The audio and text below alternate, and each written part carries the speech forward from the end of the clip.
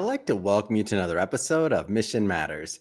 My name is Adam Torres, and if you'd like to apply to be a guest in the show, just head on over to missionmatters.com and click on Be Our Guest to apply. All right, so today is a very special episode. I've been looking forward to this for a really long time. I have Michelle Lackey on the line. She's the lady track boss over at Alaska Raceway Park. I have not yet been to the raceway, but I've seen so many pictures and I am jealous, and I can't wait to bring this story to my audience and also talk about the upcoming book that we're launching together. So first off, Michelle, welcome to the show. So good to have you here. Good morning, Adam. It is so good to finally be here with you. We were talking a little bit, like we've been working on this for a little bit since PRI, and it's exciting that we've finally connected. And I'm really happy to launch this book with you and talk a little bit about Alaska Raceway Park. Oh, yeah. So I guess just to get into this, let's start this episode the way that we start them all, with what we like to call our Mission Matters Minute. So, Michelle, at Mission Matters, our aim and our goal is to amplify stories for entrepreneurs, executives, and experts. That's what we do. We want to tell stories that we feel need to be heard and need to be told. That's our mission. Michelle, what mission matters to you? My mission is to make sure that motorsports continues to grow and be in Alaska as well as across the globe. We are the only NHRA drag strip in Alaska. We're the only NASCAR track in Alaska, and I feel it's really important for us to continue to grow that community and to provide a place for motorsports to continue to be for generations to come. Amazing and great to have you here, and it's epic. And just to start this off, the Instagram handle, one more time for that. What's the Instagram handle? I want people to go check that out as they're listening to this, because I want them to see some of those breathtaking views. What's the handle? The handle for Alaska Raceway Park is at Alaska Raceway, and we're on same thing on Facebook and on LinkedIn. Yeah, amazing. So check that out. And as you're listening to this interview, and you're going to see some of the things that we'll be talking about as well. First off, Michelle, and I don't know this story. How did you get into motorsports in general? Like, when were you first introduced to it? Well, motorsports is a family sport, and we grew up here. My older brother started racing at Alaska Raceway Park in the late 80s, and as I became old enough to drive, then I started driving. My parents bought into the racetrack with a few other drag racers in the late 90s.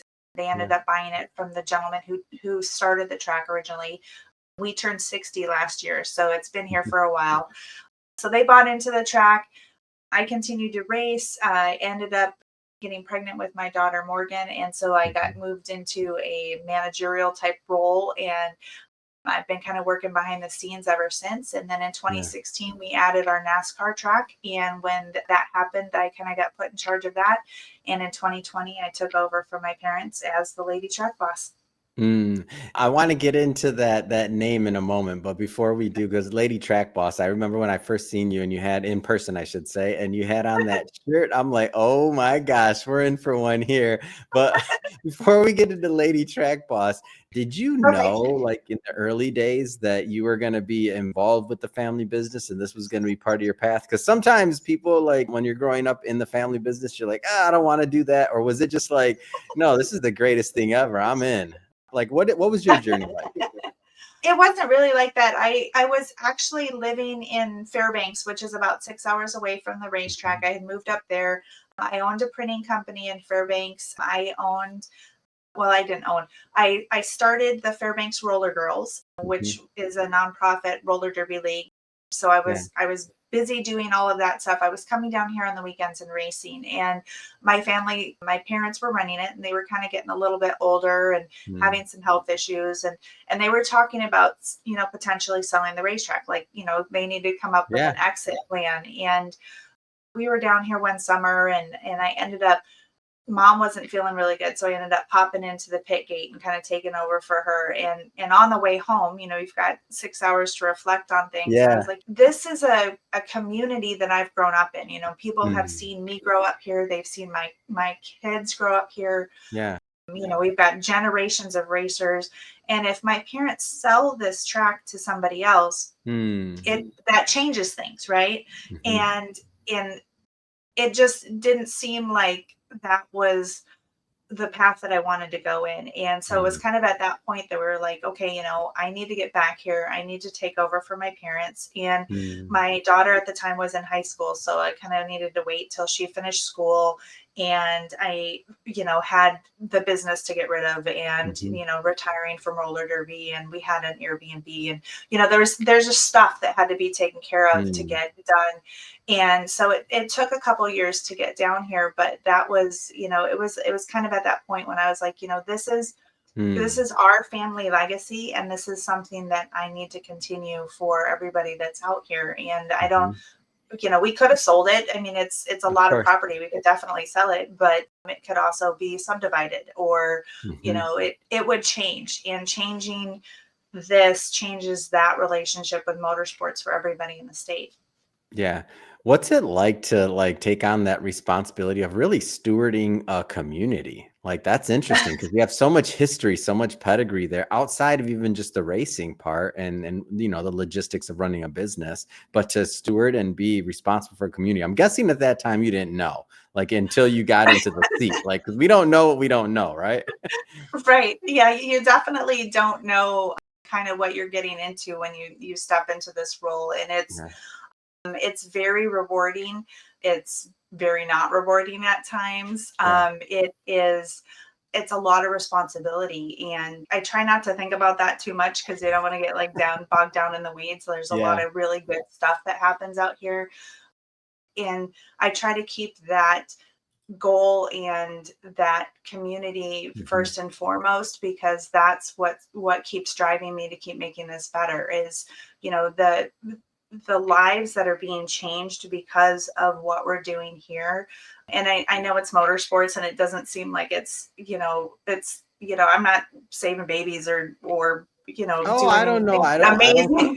I don't but compare that but thing. it I don't know, maybe but it's like people community coming together in different ways. Everybody needs a way to connect and to come together. So I wouldn't discredit that. I mean, you no are and it saving some people that have the ability to come into the stands and watch the races. And if that's their release, like entertainment is super important to giving mhm. people a release just from day to day, the pressures of their life. So I wouldn't discredit that, but continue. I can't let you Yeah, off and on that one. it's that became really really apparent during 2020, Mm, because we are this community, and I spend a yeah. lot of time in the winter. It's Alaska and it's dark, and I'm excited. Actually, today, I told you earlier, I was traveling and I got back this morning, and today the sun is up before 10 o'clock, and you're down in LA, and that doesn't mean a whole lot to the rest of But, the world, it does only but for I haven't felt it, but I understand. I don't yeah, empathize, but I it's sympathize. I get it. we're gaining like six minutes of daylight a day, and every minute makes such a huge difference. And so in the wintertime it's long and it's dark, and I don't get to spend time with my community.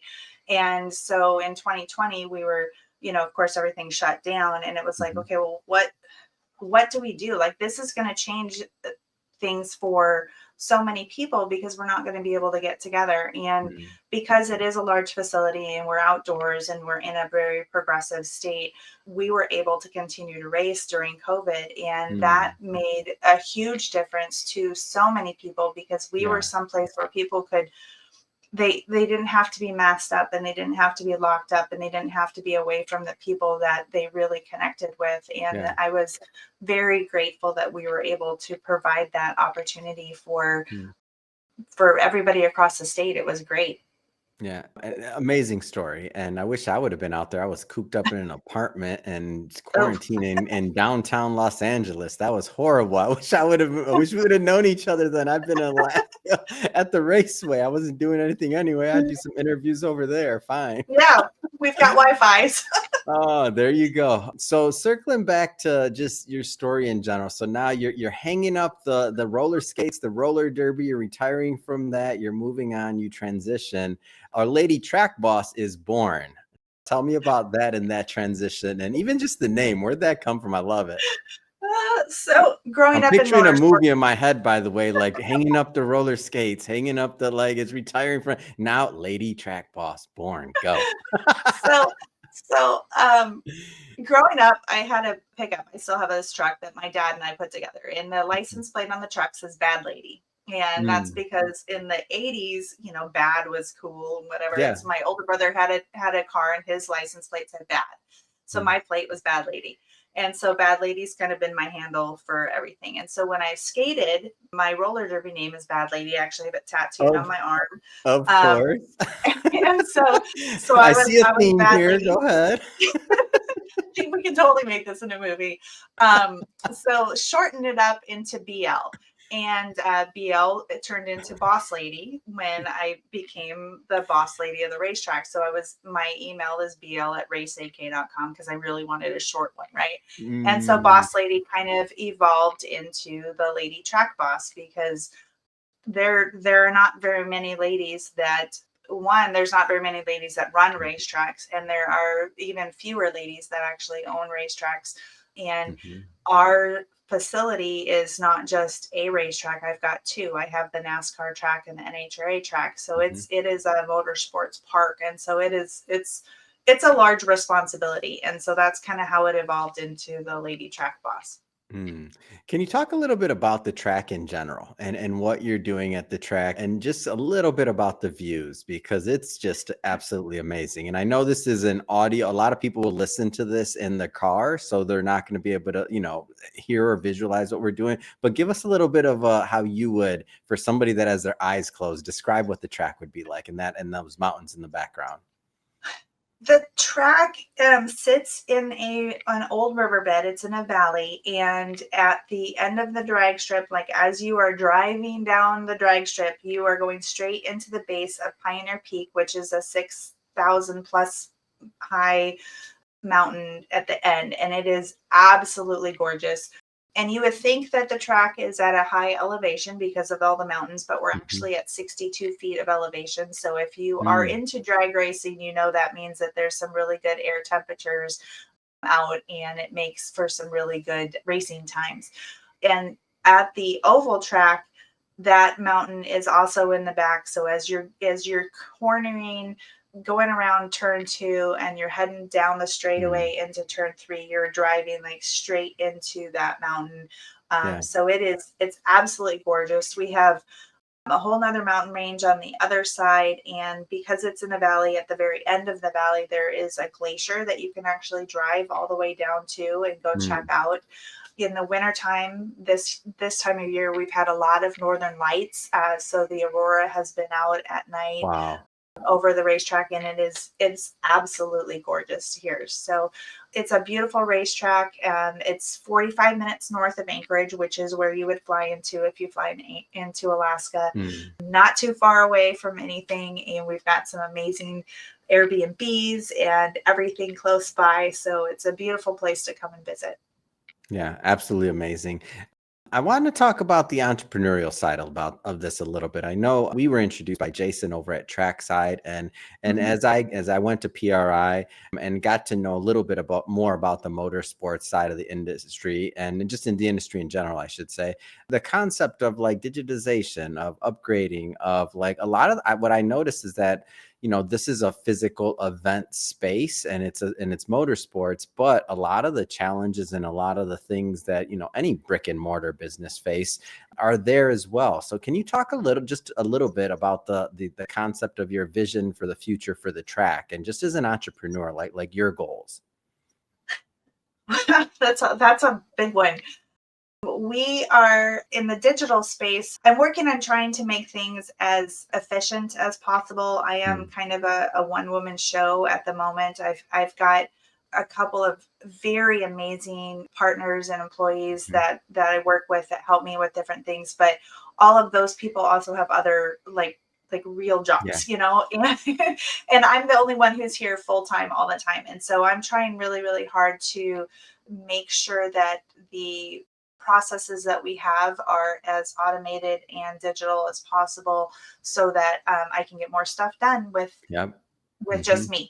And so we're getting our merchandise online, and having that automated and syncing in with our gift shops and stuff so we can sell things in real time and keep track of inventory that way. We have put in a campus Wi-Fi system so that all of the internet is all connected together. And it's not, originally when I first took over, we had 3 different internet hubs, because the track is huge. And so it doesn't, trying to cover this amount of space is very difficult. And so Jason helped out a lot with trying to get those, and I don't know all that tech stuff, but he helped out get all that stuff put together so that everything is seamless and we don't have drops during the race day, because we can't afford to have that happen during the day.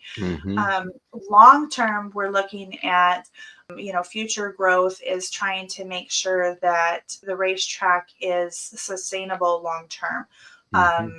We have a drag strip and we have a NASCAR track and we do events, and that's great. But the problems with racing is that it is weather dependent. And so if I have a particular wet season, or, there are a lot of other competing events, which we didn't have a problem with during COVID, but right now, everybody's having concerts and there's other things, and summer is short and people want to go do other things. And so trying to make sure that we can diversify the property enough so that we can continue to do the stuff that we love to do, and not be so concerned that a rainy season is going to potentially take the facility out. And so we're looking at long-term adding in some car condos so that the folks that want to come out here have a place to keep their toys, and they're right here at the track. Putting in, possibly an event center or something like that so that we can do, our banquet at the end of the season is 200 plus people. And so we can host that thing. And so we can host people's Christmas parties and weddings, and because it is a gorgeous venue. And why wouldn't you want to have this background in your wedding photos? And then long term, I'd like to put in some type of road course, because that was, my dad grew up racing at Road America in Wisconsin and doing things like that. And that was kind of, in addition to the oval track, one of his dreams. And so it would be really nice to make sure that came true. We don't have a facility like that in Alaska. And I think having that, and with the location that allows people like yourself to come up and race at a beautiful facility and kind of check that off of your bucket list. Lady track boss getting it done. I love this. It's such a great story. Well, for everybody watching, just so you know, we're definitely going to bring Michelle back on the show once the book is launched. We're looking at a target date for before the end of February. So we're really, really close here, and we're going to definitely bring Michelle back on, and we're going to do a full deep dive into what she wrote and what she contributed to the book. So don't worry about that. But for today, Michelle, if somebody wants to follow up, they want to learn more, they want to connect with your team at Alaska Raceway Park, how do they do that? Well, our website is raceak.com. We are very active on Facebook and Instagram at Alaska Raceway Park. You can also follow us on LinkedIn. A little less active on there. I got to work on that one a little bit more. And then if you want to follow along with me, I am also on all of those platforms at Lady Track Boss, and you can check that out at ladytrackboss.com. Perfect. And for everybody listening and watching, just so you know, we'll definitely put those links in the show notes, so you can just click on the link and head right on over. And speaking of the audience, if this is your first time with Mission Matters and you haven't done it yet, hit that subscribe or follow button. This is a daily show. Each and every day, we're bringing you new content, new ideas, new stories, and hopefully new inspiration to help you along the way in your journey as well. So again, hit that subscribe or follow button. And Michelle, thank you so much for making some time for us. And I'm really excited about the book that we're launching together, and also get to bring you back on the show so we can talk about it some more. So thanks for coming on. Yep. Thank you.